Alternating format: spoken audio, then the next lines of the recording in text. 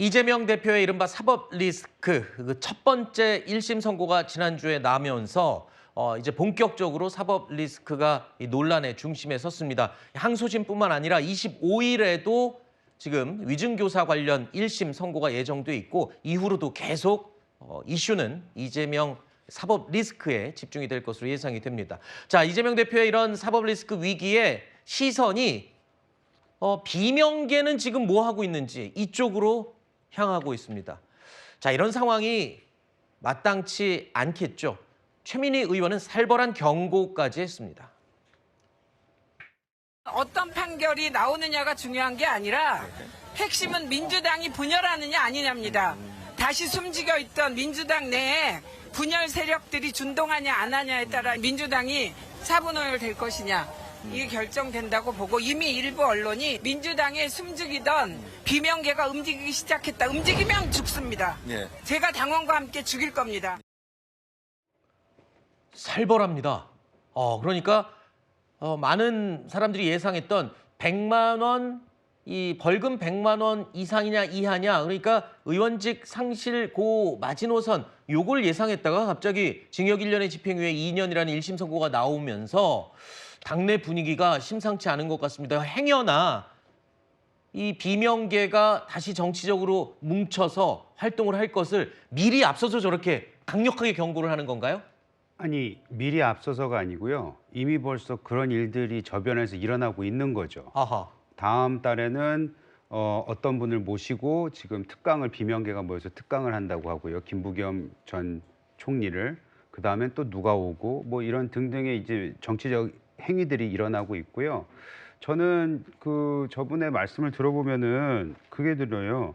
최민희 의원은 굉장히 불안해하고 있구나. 아하. 우리가 코끼리를 생각하지 말라 이런 유명한 말이 있잖아요. 그러니까 분열이 될 거다라는 걸 이미 예단을 하고 있는 거죠. 그렇기 때문에 저런 얘기까지 하지 않나라는 생각이 드는데 저는 저 얘기를 들으면서 참 의견을 제가 드리자면 좀 민주당이 지금까지 특검이나 이런 걸 진행을 하면서 정의 구현을 해야 된다, 뭐 사실을 알아야 된다, 뭐 이런 식으로 계속해서 주장해 왔잖아요. 근데 결국에는 저기 한 말이 뭡니까? 판결이 중요하지 않다.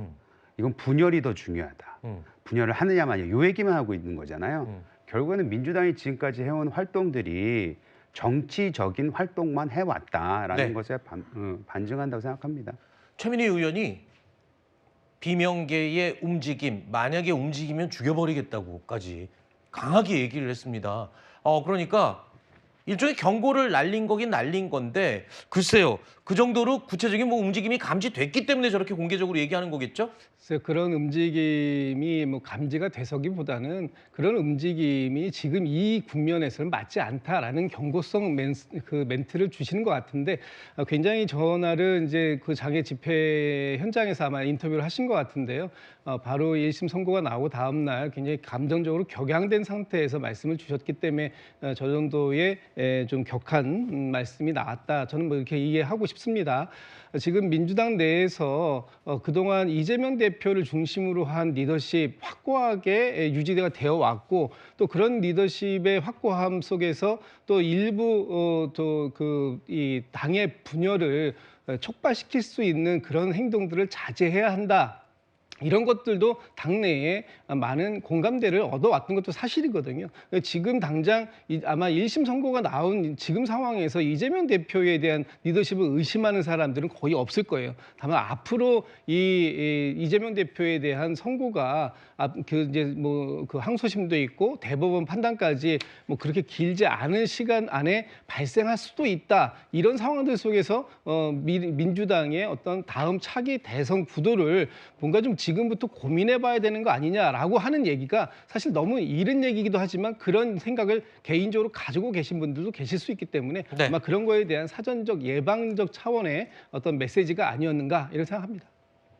근데 네. 저는 저기 삼총삼김 그림 나왔잖아요. 네네. 아까 그래픽 다시 한번 보여주실까요? 네. 이 부분 얘기하시는 거죠? 네, 그럼 저분들이 사실 우리가 뭐 다음 대권 주자로서 가능성이 있지 않겠느냐라는 네. 얘기는 해왔지만 이렇게 구체적으로 나온 건 처음이잖아요. 네. 게다가 지금 25일 판결이 나면은 그건 더 힘들 거란 얘기가 많이 나오는데 과연 이재명 대표에 대한 선고가 두 번이나 연속으로 나오게 되면은 네. 민주당 결국에는 목적이 선거에서 이겨야 되는 건데 선거에 나오지 못할 사람으로 이걸 계속 나갈 수 있을까, 앞으로 정치할 수 있을까, 여기에 대한 고민은 계속 할 것 같습니다. 알겠습니다.